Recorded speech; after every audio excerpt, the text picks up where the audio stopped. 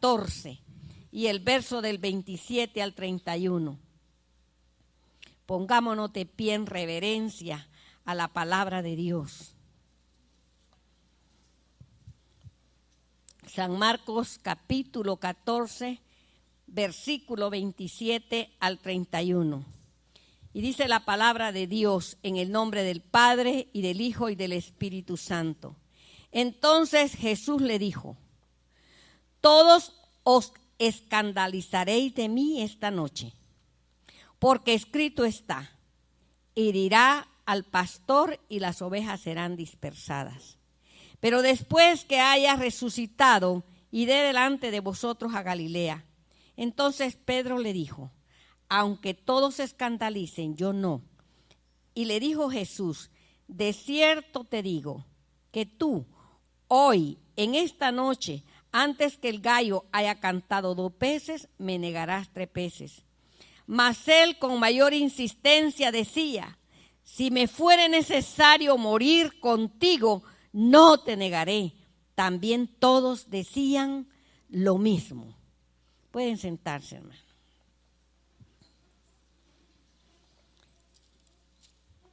Bueno, está próxima la Semana Santa, ¿verdad?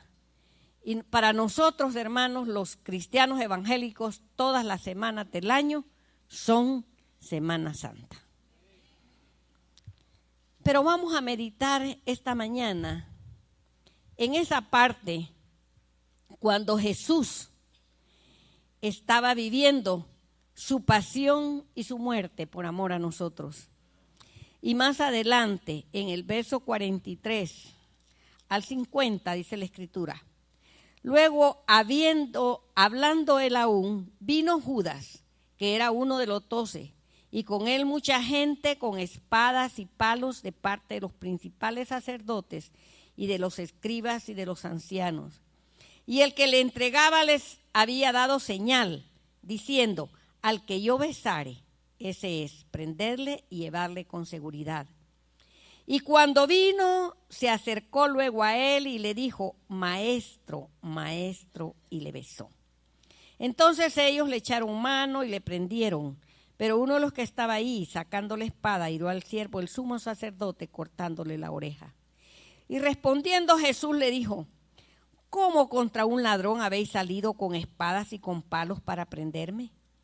Cada día estaba con vosotros enseñando en el templo y no me prendisteis. Pero es así para que se cumplan las Escrituras. Entonces todos los discípulos, dejándole, huyeron. Y vamos a ver en Marcos 14, 66. Ahí mismo, ¿verdad? En el verso 66. Estando Pedro abajo en el patio, vino una de las criadas del sumo sacerdote, y cuando vio a Pedro que se calentaba, mirándole, dijo: tú también estabas con Jesús el Nazareno. Mas él negó, diciendo: no le conozco, ni sé lo que dices. Y salió a la entrada. Y cuando cantó el gallo, y la criada, viéndole otra vez, comenzó a decir a los que estaban ahí: este es de ellos. Pero él negó otra vez, y poco después los que estaban ahí dijeron otra vez a Pedro: verdaderamente tú eres de ellos, porque eres Galileo, y tu manera de hablar es semejante a la de ellos. Entonces él comenzó a maldecir y a jurar: no conozco a este hombre de quien habláis. Y el gallo cantó la segunda vez. Entonces Pedro se acordó de las palabras que Jesús le había dicho: antes que el gallo cante 2 veces, me negarás 3 veces. Y pensando en esto, lloraba. Y vamos a ver en el capítulo 15 y el verso del 6 al 15. Ahora bien, en el día de la fiesta les estaba un preso, cualquiera que pidiesen. Y había uno que se llamaba Barrabás, preso con sus compañeros de motín que habían cometido homicidio en una revuelta. Y viendo la multitud, comenzó a pedir que se hiciese como siempre les había hecho. Y Pilato le respondió diciendo: ¿Queréis que os suelte al rey de los judíos? Porque conocía que por envidia le habían entregado los principales sacerdotes. Mas los principales sacerdotes incitaron a la multitud para que le soltasen más bien a Barrabás. Respondiendo Pilato, le dijo otra vez: ¿Qué pues queréis que haga al que llamáis rey de los judíos? Y ellos volvieron a dar voces: crucifícale. Pilato les decía: pues qué mal ha hecho. Pero ellos gritaban aún más: crucifícale. Y Pilato, queriendo satisfacer al pueblo, le soltó a Barrabás y entregó a Jesús después de azotarle para que fuese crucificado. Y vamos a ver en Marcos siempre 15, del 16 al 20, vamos a continuar leyendo. Entonces los soldados le llevaron dentro del atrio, esto es, al pretorio, y convocaron a toda la compañía, y le vistieron de púrpura, y poniendo una corona tejida de espinas, comenzaron luego a saludarle: salve, rey de los judíos, y le golpeaban en la cabeza con una caña, y le escupían, y puestos de rodillas le hacían reverencias. Después de haberle escarnecido, le desnudaron la púrpura y le pusieron sus propias vestiduras y le sacaron para crucificarle. ¿Qué es lo que podemos meditar, hermanos? La Escritura dice que lo dejaron solo. Él estaba rodeado de sus 12 discípulos, de sus mejores amigos y compañeros, de los que habían caminado con él durante 3 años y medio. Pero uno lo entregó, lo vendió. Y ese es Judas. Y todos hemos escuchado muchas veces hablar de la palabra de Dios. ¿Cómo se habrá sentido Jesús con la traición de alguien a quien él amaba, a pesar que él conocía su corazón y conocía quién era este hombre y sabía perfectamente lo que él iba a hacer, que él lo iba a entregar, que él lo iba a traicionar? Por eso es que dicen que muchas personas, cuando nacen nuestros hijos, les ponemos muchos nombres, pero que el nombre que nunca casi se ha oído es Judas, ¿verdad? Casi nadie le pone Judas a sus hijos. Y luego estaba Pedro. Pedros, hay muchos Pedros. Y Pedro amaba a Jesús. ¿Pero qué sucedió? Y le dijo Pedro que él nunca lo iba a dejar. Pero en el momento de la dificultad, y Jesús le dijo que antes que el gallo cantara, él lo iba a negar. Y así sucedió. Y dijo: yo no lo conozco.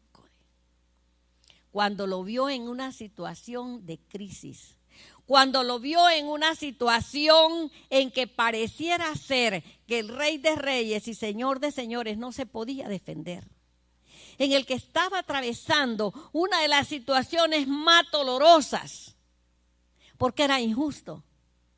Lo traicionaron los dos. Uno no se arrepintió y el otro se arrepintió y lloró.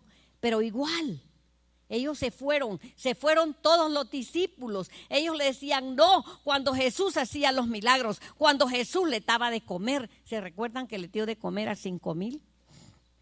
Sin mencionar a las mujeres y a los niños. Ahí lo seguían cuando veían sus señales. Ellos, me imagino que decían, porque no tal vez están con esa palabra: si Él es mi amigo, si yo soy su discípulo, si Él es mi Señor, si Él es el Rey. ¿Y qué pasó en el momento de la prueba? ¿Qué pasó en el momento de la situación difícil?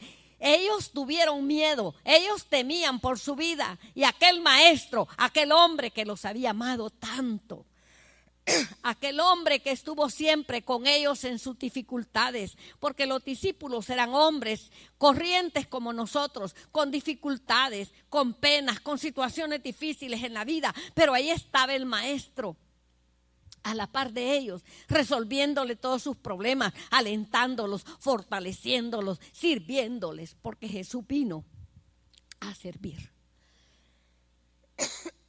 Jesús no vino a ser servido. Jesús vino a servir. Y cuando Jesús servía, todo estaba bien. Pero en la hora de la prueba, en la hora de la situación difícil, todos huyeron y lo dejaron solo.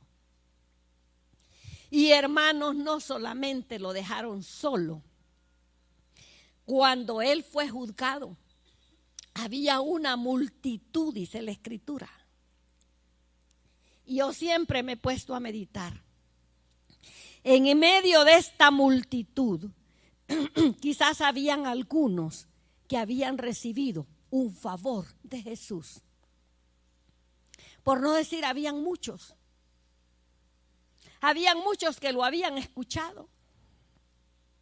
Habían muchos que habían sido, o muchas que habían sido favorecidas.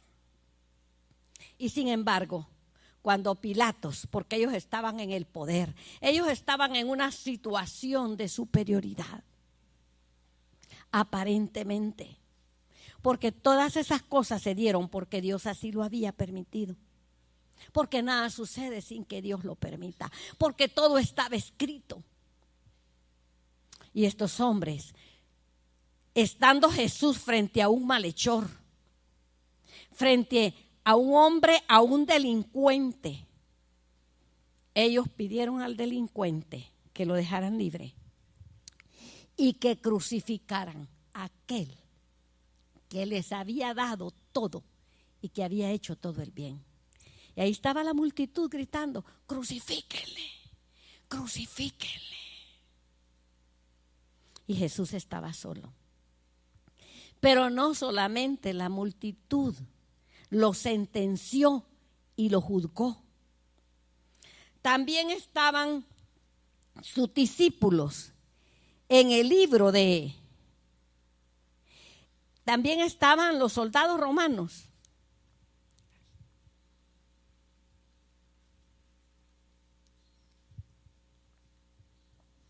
Cómo lo escarnecieron, ¿verdad, hermanos?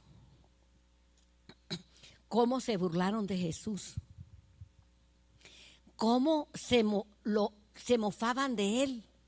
Lo vistieron con una túnica y le hacían reverencias. ¿Cuántos pasaron por ahí viendo el espectáculo? Porque era un espectáculo tremendo.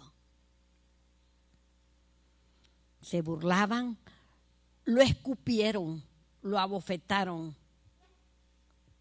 ¿Cuántas veces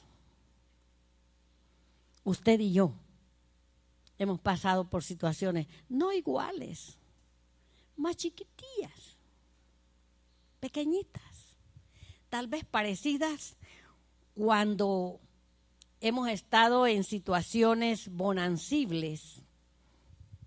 Nos sobran los amigos, ¿verdad, hermanos?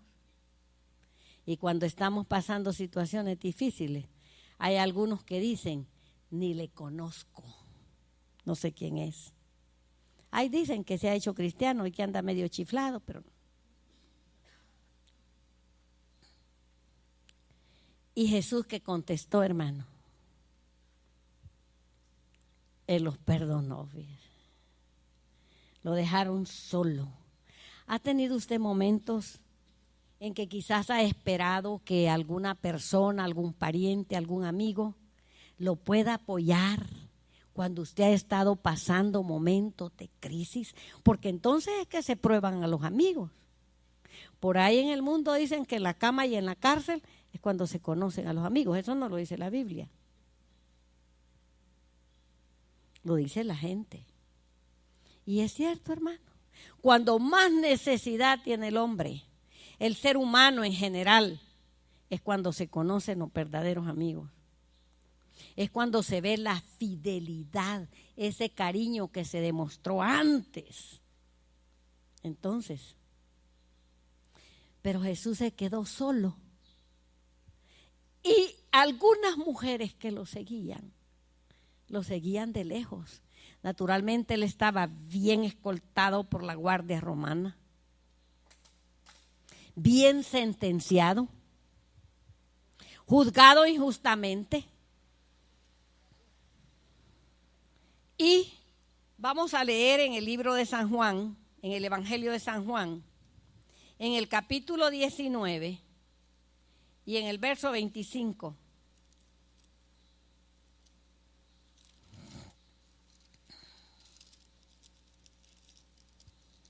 dice la Escritura, estaban junto a la cruz de Jesús su madre y la hermana de su madre, María, mujer de Cleofas, y María Magdalena. Las únicas que estuvieron al pie de la cruz. Y también la Escritura dice que estaba por ahí, dice Juan, ¿verdad? Se supone que el Juan que escribió este evangelio, después dijo él al discípulo, dice, he aquí a tu madre, y desde aquella hora el discípulo la recibió en su casa. Y los demás, hermano, y la gente a la que él había servido, y la gente a la que él había sanado, y a la gente que él había liberado. Porque mire, hay momentos difíciles en la vida en que nosotros no podemos resolverle los problemas a las personas. Y hay diferentes tipos de problemas. Hay problemas emocionales, hay problemas morales, hay problemas de enfermedades, hay problemas económicos. Cuando usted ve derrumbarse a una persona frente a un problema y usted quisiera, yo tengo una hermana que me dice siempre, yo por eso le pido al Señor que me dé dinero para poderle ayudar al que tiene necesidad. No alcanzaría, hermano, no alcanzaría. Por eso es que Dios no se lo da, le dije, porque no le va a alcanzar. Porque Dios, hermanos, hace las cosas Él, y los tratos Él los hace con nosotros. Si Él quisiera darnos el dinero por otras personas, créanmelo, que tiempos hace que lo habría hecho. Pero Él nos está enseñando muchas cosas. Pero ¿qué es lo que usted necesita? Es una palabra de aliento. Es la palabra de Dios puesta en su boca para hablarle a su hermano en medio de la necesidad. Es usted rodeándolo en los momentos de crisis y en los momentos de dificultad. Eso es lo que el ser humano necesita. Porque si está enfermo, aunque tenga todo el dinero, usted no lo puede curar. Y si usted está triste, aunque el hombre esté triste, aunque tenga usted toda la alegría y se vista de payaso, no le puede dar alegría. ¿Qué es lo que le podemos dar?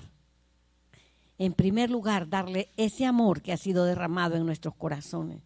Es estar con la persona. Eso era lo que necesitaba Jesús. Quizás o quizás no necesitaba, porque Él ya sabía que en el corazón del hombre hay ingratitud. Yo no me explico, hermanos. He visto situaciones dolorosas en la vida y he visto corazones cerrados y endurecidos. Y frente a esas situaciones yo no he encontrado una explicación. Y hermanos, aquí estaba Jesús. Él es nuestro modelo. Él nos recibió el aliento de sus discípulos, recibió traición. Lo dejaron solo en el momento de su muerte. Pero como Dios todo lo tiene preparado, había un varón, José de Arimatea, que fue a pedir el cuerpo de Jesús.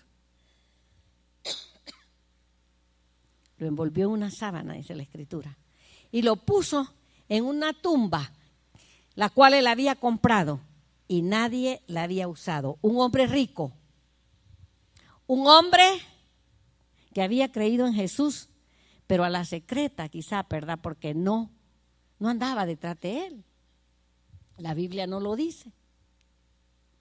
Pero ya Dios había preparado todas aquellas cosas para que los hombres anduvieran en ellas. Y mire, hermano, aquí la Biblia nos habla de unas mujeres. Y una mujer, yo he estado leyendo sobre María Magdalena y me impresionó. En esta porción de las Escrituras me impresionaron dos cosas. De todo, porque todo me ha impresionado. Una es que él fue crucificado en medio de dos malhechores. En un evangelio dice que eran ladrones, En el otro, en nosotros dicen que eran malhechores. Uno lo estaba escarneciendo y lo estaba desafiando, diciéndole que si era, yo lo estoy parafraseando, hijo de Dios, que bajara de la cruz y lo salvara. Pero el otro creyó en él. El otro creyó en él. Y se arrepintió.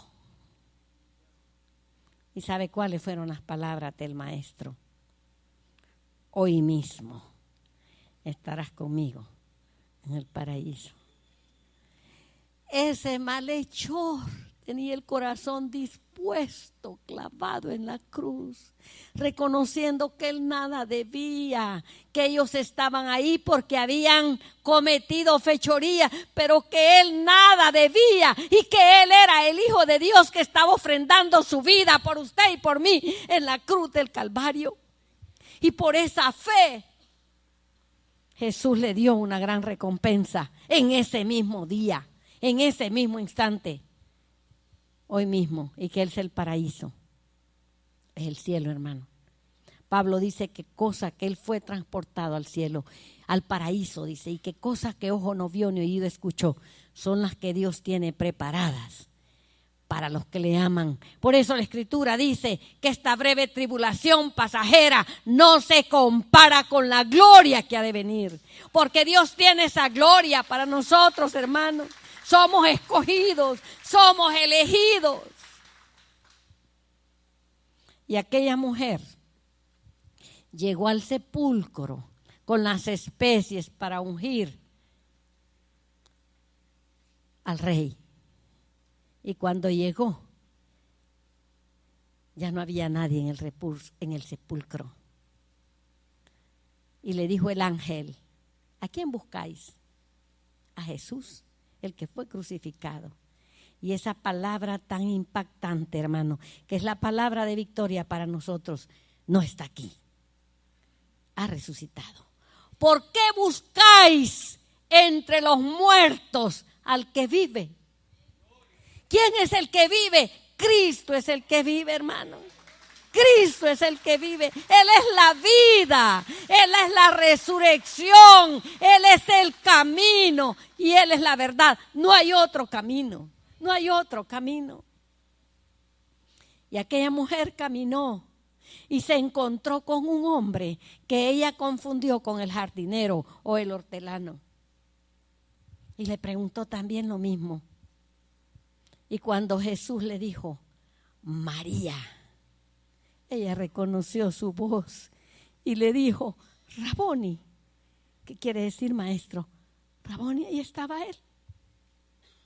Es cierto que murió, hermanos, y murió por nosotros, pero es cierto que Él resucitó y que está vivo y que está sentado a la diestra del Padre eterno.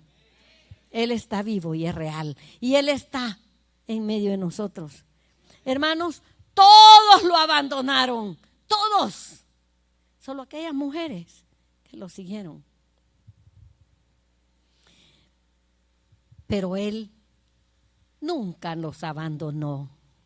Él nunca, aún en la cruz, aún en la vía dolorosa, aún en el sepulcro, y cuanto más en su resurrección. ¿Por qué estos hombres actuaron así? Porque ellos no habían nacido de nuevo. Ellos lo habían seguido, lo habían conocido, pero habían visto las señales, habían creído en los prodigios, habían declarado, porque Pedro declaró, tú eres el Cristo, el Hijo del Dios viviente. Pero les faltaba algo, y ese algo es mucho de lo que a nosotros nos falta en las iglesias, el haber nacido de nuevo. Y en el libro de San Juan, en el capítulo 20 y en el verso 22, dice la Escritura, entonces Jesús, el verso 20, y cuando les hubo dicho esto, les mostró las manos y el costado, ya Él estaba resucitado.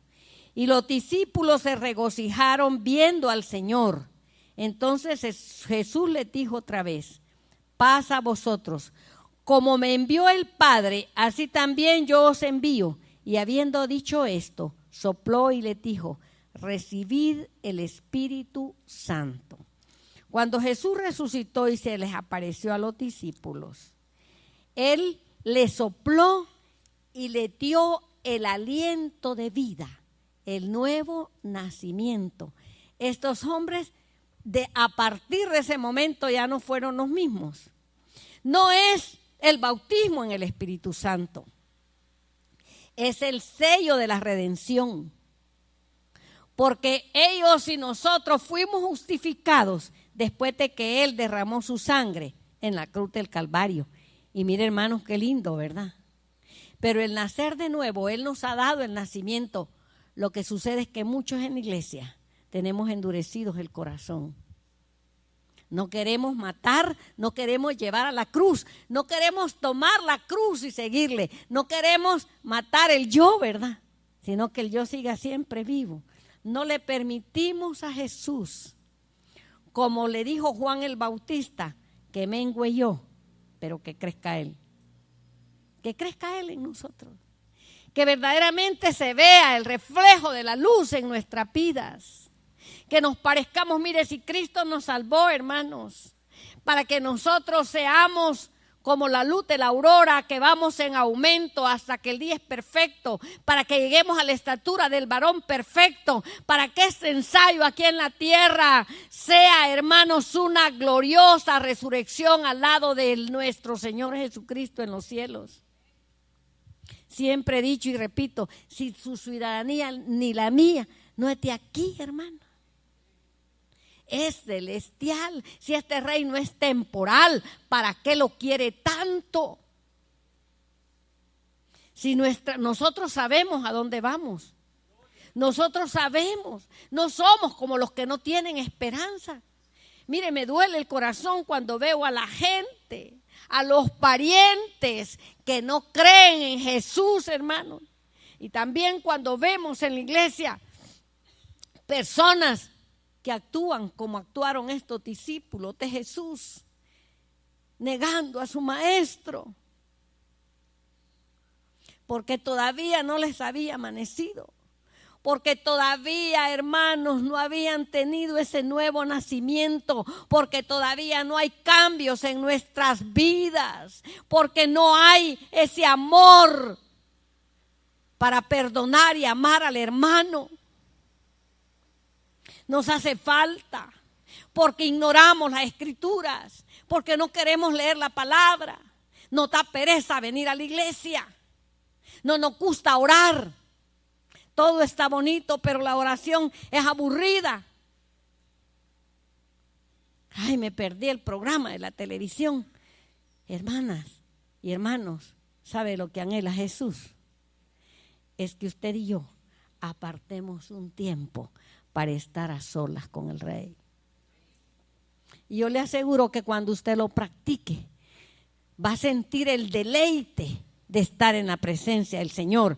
Y Jesús no nos dejó solos. Y Jesús no dejó solos a los discípulos, sino que Él, en el capítulo 14 del libro de San Juan, Él estaba pendiente. Él sabía lo que le iba a suceder. Y Él dice en el capítulo 14 y en el verso del 15 al 19, si me amáis, guardad mis mandamientos, ya Él hablándole a sus discípulos, y yo rogaré al Padre y os dará otro consolador para que esté con vosotros para siempre, el Espíritu de verdad, al cual el mundo no puede recibir porque no le ve ni le conoce, pero vosotros le conocéis porque mora con vosotros y estará en vosotros. Él estaba rogándole a su Padre: no os dejaré huérfanos, vendré a vosotros todavía un poco y el mundo no me verá más, pero vosotros me veréis porque yo vivo, vosotros también viviréis.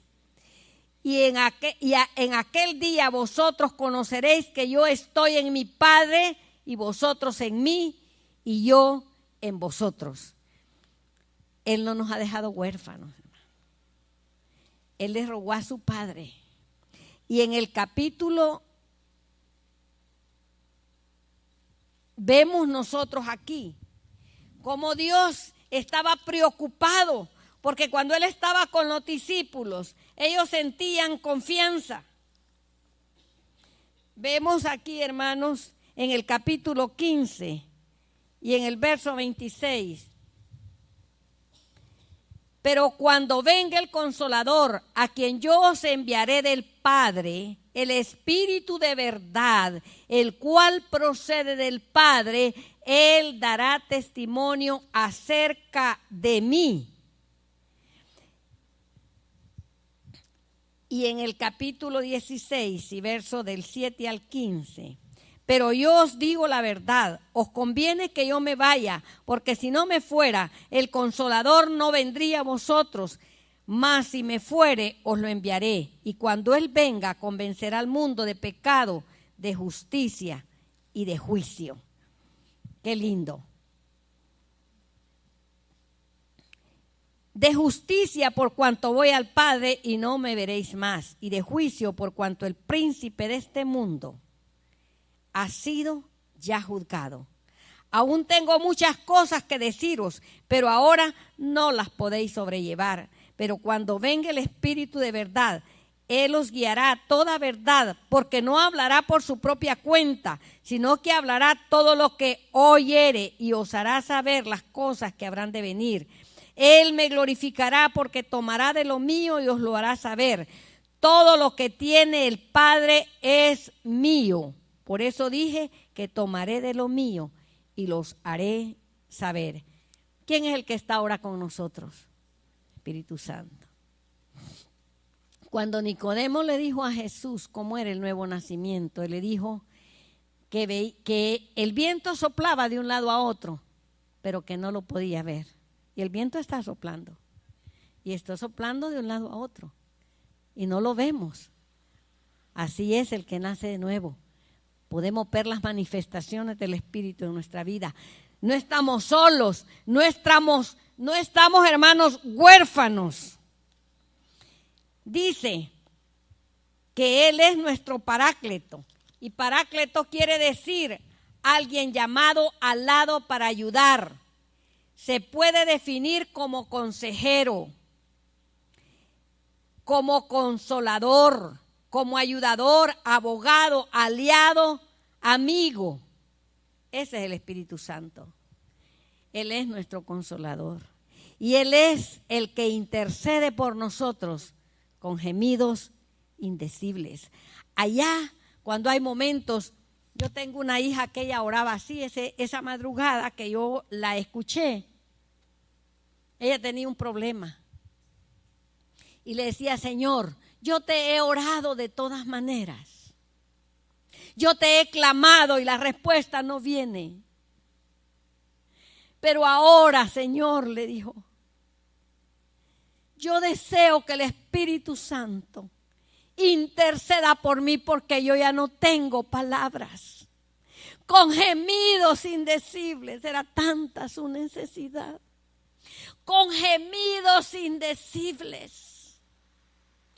Porque Él sabe lo que nos conviene. Y dice la Escritura que Él pide conforme a la voluntad de Dios. Y muchas veces la voluntad del hombre no es la voluntad de Dios. Él tiene otros proyectos, otros prospectos para nuestra vida. Nuestra mente es finita, pero la mente de Él es infinita. Y en su palabra dice que Él ha prometido estar con nosotros todos los días hasta el final. Y si Dios está con nosotros, ¿quién contra nosotros? Y temblamos, hermanos, porque en la humanidad temblamos, días de incertidumbre, lo que está pasando en nuestro país, sombras por todos lados, silencios, expectación. Pero los cristianos no, hermano. Una señora me decía, mire, esperemos que pasen estos días en que no se sabe. Y le digo yo, mire, nosotros ya probamos de las dos formas, le digo. Y siempre estamos de pie, ¿no es cierto? ¿Y cuál es la sorpresa? Si usted ya vivió 2 periodos diferentes, ¿o no es así, hermano? Nosotros sabemos que nuestra ciudadanía no está aquí. Que nuestro rey es inmutable y no cambia. Que lo que Él ha prometido en su palabra, Él lo va a cumplir, porque Él es soberano. Él es el Todopoderoso. Y si Él lo eligió a usted, y si Él, porque ahí no es que nosotros lo elegimos, ¿verdad? Como aquí con las elecciones que usted eligió. Él nos eligió a nosotros. Y nos eligió, hermano. ¿Sabe para qué? Para que fuéramos sus hijos. Pero nos hace falta tomarnos la dosis de la fe, porque el justo por la fe vivirá, puestos los ojos en Jesús, el autor y consumador de la fe. Nos hace falta la fe, hermanos. ¿Sabe cuándo nos debilitamos? Precisamente en los tiempos de crisis. Entonces es que es probada la fe. Si cuando hay abundancia hay bonanza, ¿y para qué? Pues si lo tenemos todo. Es en los momentos de crisis. En los momentos de crisis Jesús se quedó solo. Pero Él a nosotros nunca nos dejó solos. Él se fue, pero nos envió al Consolador, a ese Paráclito, al Espíritu Santo, al que convence al hombre de justicia, de pecado y de juicio, al que no nos va a dejar ni nos va a desamparar. El Espíritu Santo tiene todo el poder de Dios, porque el Espíritu Santo es la tercera persona de la Santísima Trinidad. No es como dicen algunos que es una fuerza. No es como hay tantas falsas doctrinas, hermano. Mire, es el tiempo en que debemos de permanecer pegados en la silla de la iglesia, oyendo la palabra, leyendo la palabra y orando, porque hay mucha falsa doctrina. Los testigos de Jehová dicen que el Espíritu Santo es una fuerza. Y ellos andan de casa en casa diciéndoselo a la gente. Y nosotros, mire, si nos tomamos la molestia siquiera de caminar hasta donde el vecino o media cuadra de la casa, decirle a la gente que el Espíritu Santo está vivo, es real y que se mueve en medio de su pueblo. Que Jesús está vivo, que Jesús está haciendo los mismos milagros que hizo hace más de 2000 años, que Él es el mismo de ayer, de hoy, por los siglos de los siglos. Abrimos la boca para hablar, hermano. Él nos ha dado la gran comisión y estas señales seguirán a los que creen en mi nombre. ¿Tenemos la suficiente fe para hacerlo? No que ande un medio demonito y ya estamos temblando. ¿Y dónde está nuestra fe?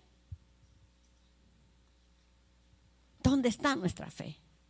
¿A dónde están puestos nuestros ojos? Hermanos, tiempos difíciles en que el poder de Dios y su gloria será manifestada sobre el pueblo de Dios, el que cree. ¿Sabe cuál es el pleito? Matar la carne, hermanos. El pleito no es contra, la lucha no es contra sangre ni carne, no es ni contra su marido, ni contra sus hijos, ni contra su hermano. Es contra principados y potestades. Es contra gobernadores de las tinieblas. Él no descansa. Sabe que en la calle Él está contento porque ahí todos son de Él. Él viene a las iglesias a ver qué es lo que hace. ¿Y cómo está nuestro corazón, hermanos? ¿Está lleno del poder del Espíritu Santo? Porque cuando los apóstoles en el Pentecostés, en Hechos 1:8, y dice, y recibiréis poder cuando haya venido sobre vosotros el Espíritu Santo y me seréis testigos. Tenemos nosotros el poder para testificar que hay un Dios poderoso, que hay un Dios que en cuanto usted vea la noche más oscura y más negra, usted sabe, tiene la seguridad que va a haber un nuevo amanecer donde el sol de justicia va a brillar sobre su vida. Que Él es un Dios que ha venido a buscar lo que se había perdido. Que Él es un Dios que ha venido a restaurar su reino. Nuestros padres pecaron. Y el mundo cayó bajo la maldición. Pero vino el segundo Adán. Vino Jesús de Nazaret a ofrendar su vida para que nosotros fuéramos restaurados, no remendados, restaurados a cuando Él creó al hombre. A eso vino Jesús. Y nosotros nos debemos de sentir bendecidos por ser hechos hijos de Dios. Y porque, hermanos, gócese y alégrese, porque Él nos dio de su espíritu. Se nos olvida que somos el templo y la morada del Espíritu Santo, que el Espíritu de Dios vive dentro de nosotros. Yo siempre digo, ¿y usted cómo está? ¿Y su niña cómo está? ¿Y los negocios cómo están? Pues mire, yo estoy bien porque cuando yo tengo a Cristo en mi corazón, aunque el piso se mueva, yo estoy de pie. Porque no es hombre el que me sostiene, es el Espíritu de Dios. Y yo veo la gloria de Dios en las cosas pequeñas, en las cosas grandes, hermano. Yo veo la gloria de Dios. ¿Usted no la ve? ¿Sabe que nosotros esperamos cosas grandes de Dios? Ay, que bajen los dólares. Que bajen. El Señor quiere que usted no ande con ni uno para que no ponga la confianza en los dólares. Si es algo más grande, hermano, es algo maravilloso. Es el estar en la presencia del Rey de Reyes y Señor de Señores. Es su alma la que Él quiere. Y su alma no vale $1,000,000, ni todos los que dicen que se hallaron en los barriles. Su vida vale más, hermano. Su vida vale la sangre preciosa de Cristo. ¿Y para qué le sirve? Yo tengo una amiga que ella trabajaba en un banco. Dicen que una señora cuando iba a depositar al banco, siempre decía, es que yo les tengo desconfianza a los de los bancos porque siempre le roban a uno. Entonces vino la señora y el hijo le mandaba el dinero y lo enterró. Cuando el hijo vino, el hijo le había mandado 45,000 colones. Entonces le dijo, mira, yo no los metí en el banco, sino que los enterré. Y como habían sido muchos años los que el hijo le había estado mandando el dinero, cuenta la señora que trabajaba en el banco, que cuando el hijo llegó y sacaron ¿cómo se llama? El rollo de billetes, ¿verdad? Y lo llevaron al banco a depositarlos. Cuando abrieron el paquete, hermanos, esto es verídico. Esta no es anécdota ni es cuento. Se deshicieron.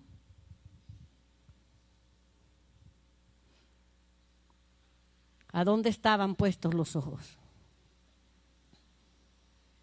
¿Y acaso cree que lo que tiene no se le va a deshacer?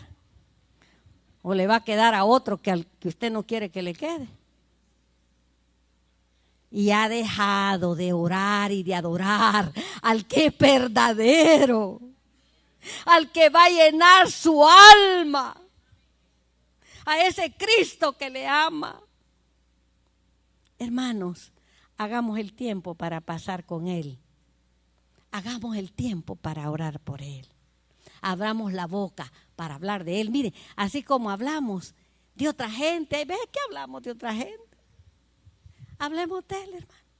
Contémosle a la gente de sus maravillas, de su grandeza, de su poder y de su gloria. Y en cuanto más hablemos, más nos fortalecemos. Y en cuanto más hablemos, más nos fortalecemos. Y en cuanto más estemos en el horno de la prueba, sabemos que Él está más cerca de nosotros.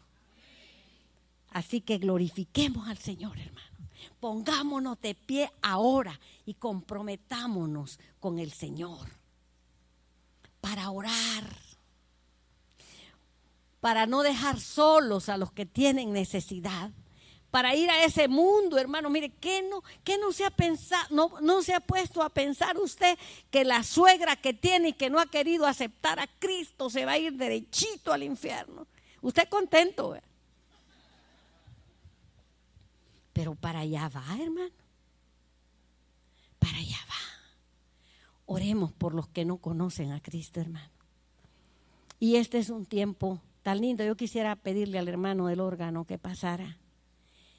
hagamos un acuerdo con el Señor, hermanos. ¿Sabe cuál es el acuerdo? Apoyemos al pastor, apoyemos a la familia, apoyémonos los unos a los otros.